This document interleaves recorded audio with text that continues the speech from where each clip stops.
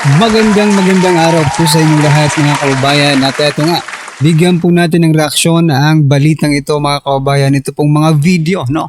Patungkol po kay Gadon, no? BP Sara at iba pa mga kababayan na kung saan ito pong si Vice President Sara Duterte hindi nagpatinag mga kababayan. BP Sara tumatayo, lumalaban, ayan, Gadon, baliw, aba. Ayan po ang sabi dito Ito, pakinggan po natin ito mga kababayan at bigyan po natin ng reaksyon. Ito na po. Tapos siya bilang presidente.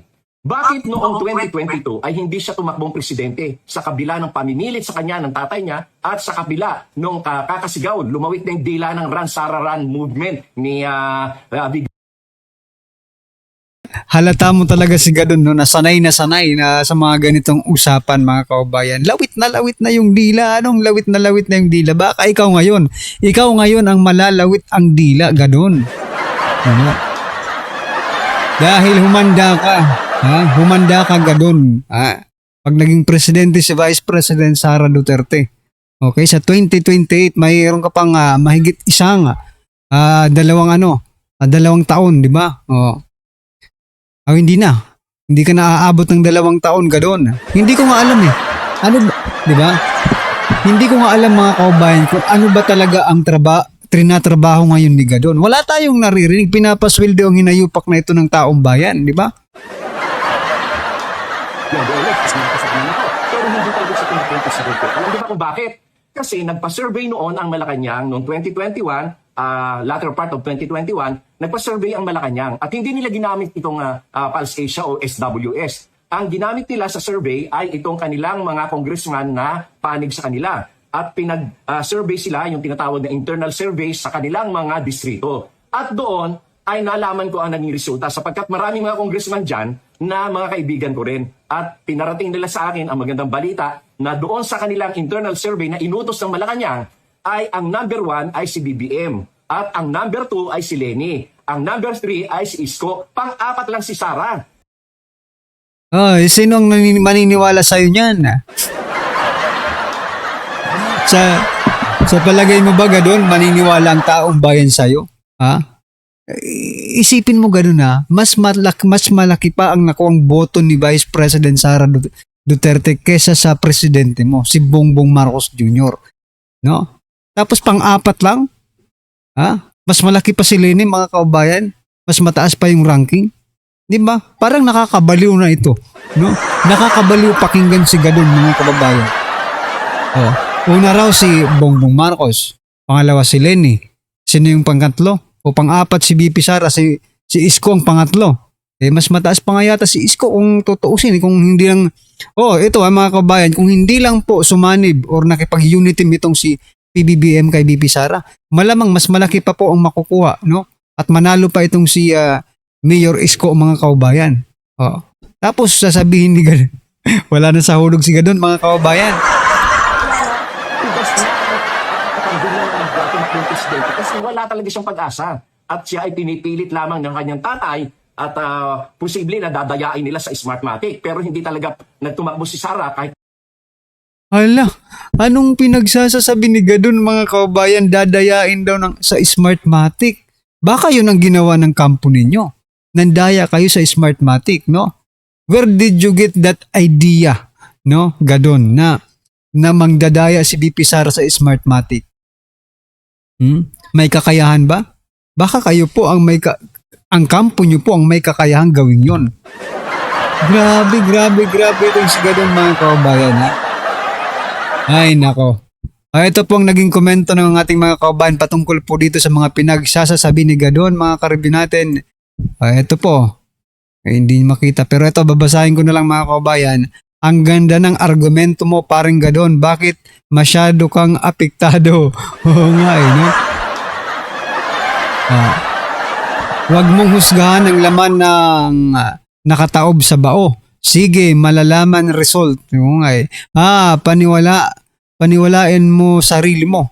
Opinion mo yan. Iba ang isip ng mamamayan. Totoo. Palakpakan mo nito. So yun mga kababayan, yan po. Ano po ang inyong masasabi, no? Ano po ang inyong masasabi dito kay Gadon? Ayan, ang tawag dito, nagtatantrums na naman po itong si Gadon, mga kababayan. Anyway, ano po ang inyong masasabi dyan? At eto, pasadahan din po natin to, mga kareview natin. Aba, BP Sara, ha? Pilit na tumatayo pa rin. Ayan, yung sabi kanina, tumatayo pa rin, kahit piling binabato. Ito, pakinggan po natin to, mga kababayan, at bigyan po natin ng reaksyon. Tayo pa rin kahit binabato. Hindi natitinag ang binabato. Tatakbo akong presidente. Nagulat ka ba? Ulat ako sa timing. But then, considering that the impeachment case, resurrection is imminent, then this is the perfect timing for her. Yeah. Hindi ba? Yeah, I guess a lot of people were looking into saying they're not surprised. Alam naman natin na tatakbo. At least that's what we think. Pero yung timing, nangyari nga bago ang impeachment, hearing ng impeachment complaint sa House of Representatives. But also on one side, at least it's good. Somebody already declared, right? 1 year and 3 months prior to the elections, kung tama ang aking... So yan, mga kababayan, para po sa mga anchor na ito, no, sinasabi nilang, well, it's good dahil 1 year and plus months na lang, di ba, ay election na. O, di ba? Sila nga, mga kababayan, nasasayahan dahil mayroon, at least sa wakas, mayroon na pong nagdeklara na maging presidente sa 2028, di ba? Pero itong mga hinayupak na mga politiko, mga kababayan, na mga nagkikriticize kay Vice President Sara Duterte, sinasabi nila, napakaaga pa, no? You are too early, to proclaim. Ayan, mga kababayan, napakaaga mo magproklama na ikaw ay kakandidato na, di ba? Yan ang akala nyo. Pero this is also a perfect timing, mga kababayan, dahil sa impeachment ni Vice President Sara Duterte. Dito magkakaalaman po, mga kareview natin, kung sino ang sa side na to at kung sino naman po ang sa side nila. Di ba? Ito, meron akong theory. Dahil lang sa Marites ito, na mayroon daw mga ilang congressman na nahihikayat ng wag bumoto para sa impeachment. Oo. Ang kapalit nun, hindi sila pag-iinitan, susuportahan, at dahil sila kinakabahan, dahil wala pang katapat si VP Sara at mataas siya sa survey, parang yun ang balak nila. Mag-a-abstain or mag-a-absent. Interesting. Pwede. So yan. Yan na po ang impact, no, ng Duterte impact. Yan pong tinatawag na Duterte impact, kung alam sa nakakaalam po, no. Eto na po, mga kababayan. May mga congressman na sabi dito na nagpapahayag na hindi po nila susuportahan itong impeachment ni Vice President Sara Duterte dahil nga po sa pagsasabi, no, ni Vice President Sara Duterte na tatakbo siya bilang presidente. Kasi siyempre, ikaw ba naman, number 1 yan sa survey, no? At hindi lang sa survey, mga kababayan, maging sa mga ratings, trust ratings, no, presidential ratings, lahat po ng ratings, number 1, maliban na sa corruption rating, mga kababayan. Iba naman yung number 1 sa corruption, malamang sila yun. Diba, yung sa kabilang kampo, pag nagpasurvey siguro ng corruption na rating, mga kababayan, number 1 po sila. Diba? Ito naman po, mga kareview natin, ang naging pahayag ng iba't ibang senador, mga kababayan, patungkol po sa pahayag ni Vice President Sara Duterte na nagdeklara po siya na tatakbo po siyang presidente. Ito po, pakinggan natin, mga kababayan. 2026 pa lang ang tinitingnan. 2026 pa lang. Yun lang ang aking comment. Hindi na tayo nagulat sa pagdedeklara ni VP Sara ng pagtakbo. Bigla akong natawa nung nakita ko si Dilima, mga kababayan. Isip ko, existing pa pala ito. Sa pagpapanalo sa 2028. Karapatan naman niyang magdeklara kahit napakaaga. Tulad ng karapatan din ng mga Pilipino na singilin siya sa mga seryosong aligasyon ng katiwalian at paglabag sa batas na panawagan na po natin noong 2024 pa. Mas magandang harapin at sagutin muna niya ang mga ito bago ang ambisyon na maging Pangulo. Just a few minutes ago, the Vice President declared that she's running for President in 2028. Oh, well, sabi ng mga paborito nating mga philosophers, tayo po ay may free will. So, gamitin po natin. Wala, tingin ko dyan para siyang palusot eh. Kasi lagi lang ginagamit niya yung pagtakbo. Di ba dati tinatakbuhan niya yung ebidensya, hindi niya hinaharap yung pagpapalagay. Kita mo ito si Ngiwi, mga kababayan. Ina yung si Ngiwi, out of context na naman po ang kanyang sagot. Ha?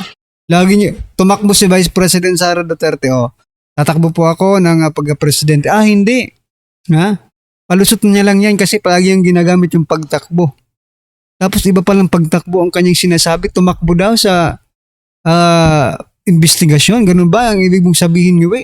Aba, napakalayo naman ang sagot nito. Buti hindi ka sinupalpal ng nagtatanong sa'yo. Panagot sa kanya. Pero ito naman ngayon, ginagamit niya yung pagtakbo para sa presidente para palusot doon sa naharap na pagpapanagot sa kanya. Kasi naghahanap talaga ang taong bayan ng katotohanan doon sa mga kasong tinatakbuhan. No, hindi po naghahanap ang taong bayan nyo, no? Kayo lang ang naghahanap kasi kahit nga wala, hinahanapan ninyo, no? Ibig sabihin po ng mga kababayan, kahit walang ganitong issue or kasalanan, gagawa nila ng kasalanan para magkaroon po ng issue, mga kababayan. So yun naman po ang ginagawa nila, mga karibin natin, no? At dyan po sila expert, kung baga. Pwede natin sabihin na ito yung attack nila para i-reframe yung narrative na lahat na nangyayari ay dahil matakbo siyang presidente. Pero sa dulo ang gusto ng taong bayan katotohanan. So hindi niya yung pwedeng tatakbuhan kahit na siya ay tumakbo pa. Grabe, ginagamit talaga. Ito, naiinis talaga ako pag naririnig ko to, mga kababayan, no? Itong ginagamit nila palagi yung taong bayan sa kanilang mga sinasabi. Where in fact, no, ng mga personal interest at sa kanila naman yung galing. Huwag nyo na gamitin yung taong bayan. Sabihin nyo na galing sa inyo. Yung mga statement na yan. Kasi hindi naman po, pinakikinggan nyo ba ang taong bayan? Kasi kung pinakikinggan nyo ang taong bayan, dapat ang nagpo-focus kayo ngayon dito po sa flood control, di ba? Pero hindi eh. No, ibig sabihin, it is not the voice, no, ng taong bayan. Kayo lang ang may sabi niyan. Sabi ng presidente. Ito nga, hindi pa pa-declare ko ito. Presidente. Ito, pwede nga mag-declare. Pero expected sa mga senator na kahit na potential na kalaban siya sa 2028 magiging fair. Actually, we have to do our duties, our job as a senator judge. Doesn't matter. Well, kung sa bagay, talaga naman forever running mate ko naman talaga yan. So ito naman, mga kababayan, no, itong mga natitirang mga senador naman, suportado naman po si Vice President Sara Duterte sa pagtakbo bilang presidente, no, sa 2028. Ito po, pakinggan po natin to. Takbo, gapang, luhod, patayo, paupo, hindi ko naman siya keret malanman iniwanan. Ayun. So, willing ba yung mag-VP kay VP sana pag tumakbo siya sa 2028? Pero basta sunod-sunuran ako doon. Oo, so open, ma'am. Open to VP. Hindi siya nag-announce. Kaya muna siya. Kayo talaga. Pero ma'am, yung kanya announcement na yun, anong tingin nyo magiging epekto nito? Maganda yan kasi nabibigyan ng pag-asa ang lahat ng tao. Dahil napakahirap ng panahon, ang gulo-gulo ng gobyerno, napaka-corrupt, wala pa rin china-charge. Talagang ang tao galit na at naghihirap. Kaya maganda na kahit papano meron tayong pag-asa, meron tayong pinanghahawakan. Sir, ako ng BP. Hindi, yun ang BP ko, si Aimee. Ano kayo na mag-VP? Hindi po, si Aimee ang gusto ko. Ano ko Sara Aimee. Aimee as VP, sir, yun ang tinutulak niyo? Do you think, sir, handa ang Pilipino sa parehas na babaeng leader ko? Panahon na para maramdaman ng mga Pinoy ang burnout. Sir, yung Sara Aimee tandem na pag-usapan nyo na po yan sa Wala, ako lang yun. Buo naman po ang ating suporta sa kanyang desisyon. Sabi ko nga, isa naman po ang ating layunin dito na makabalik sa normal na pamumuhay ang bawat Pilipino. Sinabi niya kanina na tapang at malasakit na gobyerno, dapat noon pa yun eh. Dapat hindi naputol po yun eh. Yung tapak at malasakit na Correct, mga kababayan, palakpakan po natin. No? Napakatama po dito ni Senator Bongo. Dapat ipinagpatuloy po yung tapang at malasakit noon eh. No? Pinutol eh. Naging iba po yung ginawa nila. Imbis na tapang at malasakit, na anong ginawa nila?